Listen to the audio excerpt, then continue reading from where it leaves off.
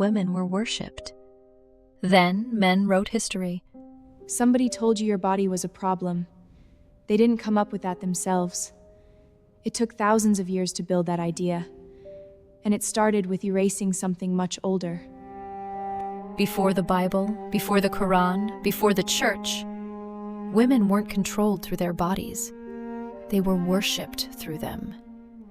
Archaeologists have pulled thousands of figurines from dig sites across Europe and the Middle East.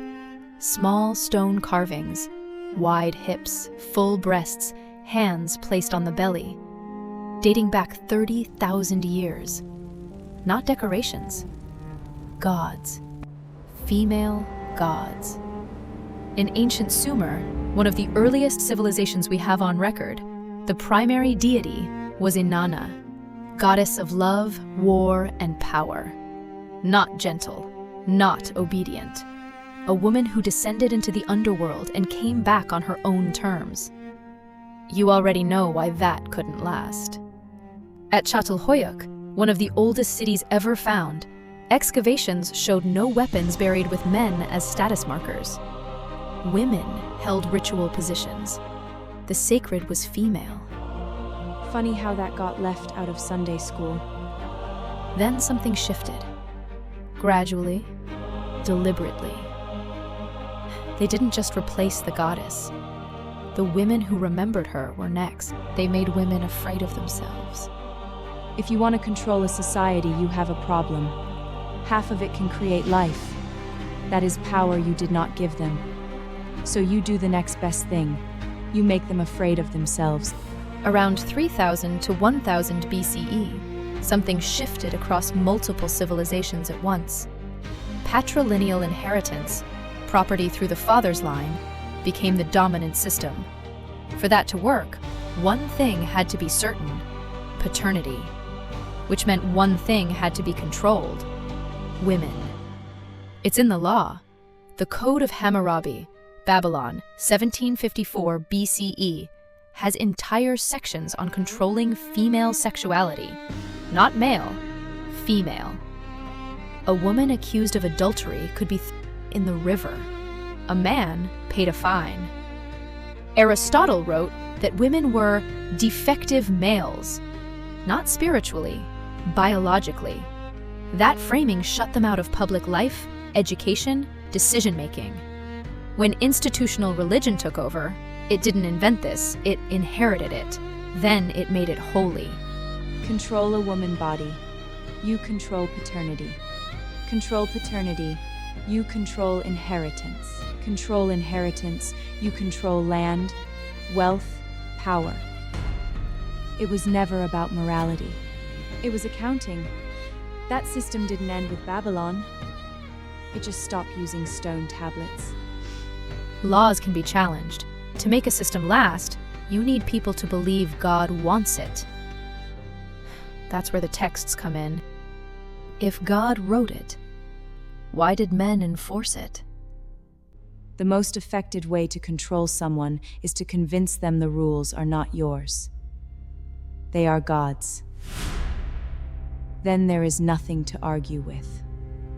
Last time, controlling women's bodies was the foundation of patrilineal power. Laws can be challenged. What they needed was something untouchable. Tertullian, 2nd century CE, one of the most influential early Christian scholars, he wrote, cited for centuries after, You are the unsealer of that forbidden tree. Not addressed to Eve, to you. That framing didn't come from divine inspiration. It came from a man who needed to explain why women couldn't hold authority in the church. In the Talmud, there's a daily prayer, still used in Orthodox Judaism, in which men thank God for not making me a woman. Paul's letters, written around 50 to 60 CE, include, I do not permit a woman to teach or to assume authority over a man. They became canon, 2,000 years of church law. These weren't spiritual truths. They were position papers, written by men with institutional power to protect. The Word of God. Written by men, copied by men, interpreted by men, enforced by men, but sure not political. Once they had the texts, they needed a way to use them daily, not just on Sundays. Your body itself would do the reminding. Every single month. She bled. They made it a crime. You have been bleeding since you were maybe 12. Someone decided that made you impure. Not sick, not tired, impure. Think about who that was useful for.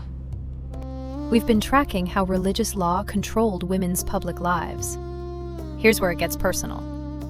Leviticus 15. A woman during menstruation is ritually unclean for 7 days. Anyone who touches her is unclean. Anything she sits on is unclean. This wasn't metaphor. They enforced it. The same runs through the Manusmriti. A woman during her cycle couldn't prepare food, participate in rituals, or be touched. In parts of India, Chaupadi, isolating menstruating women in separate huts, was practiced until criminalized in 2017. Women in those huts. From cold. From snakebite. In Orthodox Jewish communities today, the laws of Nida govern when a married couple can have physical contact, tied entirely to the wife's cycle. The pattern is identical across traditions that never spoke to each other. Which means it wasn't revelation. It was strategy. Roughly 25% of her adult life spent as a ritual outsider. Not incidental. Structural. The body that creates life, declared dirty for doing exactly that. Period shame did not come from nowhere. It was installed. They didn't stop at the body. A body can be hidden. What about her voice? A woman's voice was illegal. At some point, someone decided that a woman's voice, just the sound of it, was a threat. Not what she said, the sound itself. We've been following the architecture of control, from sacred texts to menstrual law. But the most revealing moment is when they came for her voice. Kol Isha, Hebrew for the voice of a woman. In Orthodox Jewish law, a man can't hear a woman sing, not because of the content, because her voice might arouse him. The burden falls on her silence, not his self-control. Not a fringe ruling. It appears in the Talmud, codified by Maimonides in the 12th century, still applied in many Orthodox communities today. In early Christian practice, the church banned women from speaking entirely. 1 Corinthians 14. Women should remain silent in the churches. When female mystics received visions, like Hildegard of Bingen, they could only be heard if a male cleric vouched for them first. Her words filtered through his authority. The same logic ran through Purdah. Women's voices, like their bodies, kept behind walls. What threatens power isn't volume. It's the question behind the voice. Not what she said, just that she spoke.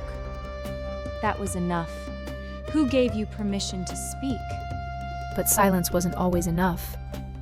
Some women kept speaking, kept healing, kept knowing things. They had a word for those women. 100,000 women. The crime? They didn't need. Between 400 and 1700. Somewhere between 40,000 and 100 Clemson people were executed for witchcraft in Europe. Around 80% of them were women. What did they actually do? We've followed the control of body, cycle, voice. What happened when a woman refused to disappear quietly? The Malleus Maleficarum, the Hammer of Witches, published in 1487 by 2 Dominican inquisitors. It became the manual for witch trials across Europe. 28 editions. It outsold nearly every book of its era except the Bible. It opens with a theological argument. Women are more susceptible to witchcraft because they are weaker in faith. Evidence cited? Eve. Who got accused? The profile is specific. Older women living alone, women with knowledge of herbs and healing, the community healers, the midwives, women who owned property without a husband, women who argued back, women who didn't need men. The Salem trials of 1692, often taught as mass hysteria, had a documented economic pattern. The accused women disproportionately held land or inheritance that would pass to male relatives on their conviction. This wasn't superstition. It was a land grab with a theological justification. She lived alone. She knew which plants healed fever. She did not ask anyone permission. That was the confession. The profile? Lives alone, knows things, doesn't ask permission. Sound familiar? Find the rule about men's bodies. I'll wait. Pick a religion. Anyone. Find the rules about women's bodies. Now find the equivalent rules about men's bodies. I will wait. We've traced this through texts, law, witch trials. Maybe you're thinking, that's one tradition, one era. Here's what you need to see. Christianity. Women must cover their heads in worship. Women can't be priests in the Catholic Church, reaffirmed by John Paul II in 1994, described as not open to debate. Women who seek abortions are excommunicated in some dioceses. Men who perform them, less consistently. Judaism. In Orthodox communities, women sit behind the mechitza, so men aren't distracted from prayer. Women can't initiate divorce under traditional halacha. Buddhism. Theravada tradition still hasn't fully restored the female monastic order. The Vinaya records the Buddha saying admitting women would shorten the lifespan of the Dharma by 500 years. Hinduism. The Manusmriti requires a woman under her father's control as a child, her husband's as a wife, her son's as a widow. No equivalent for men. Islam. Hijab requirements range from recommended to legally enforced. In Iran, police were reactivated in 2023. Mahini in their custody in 2022. She was 22. Her crime? An improperly worn headscarf. Different scriptures, different centuries, different gods. Same architecture. If this were about spirituality, the rules would apply to both.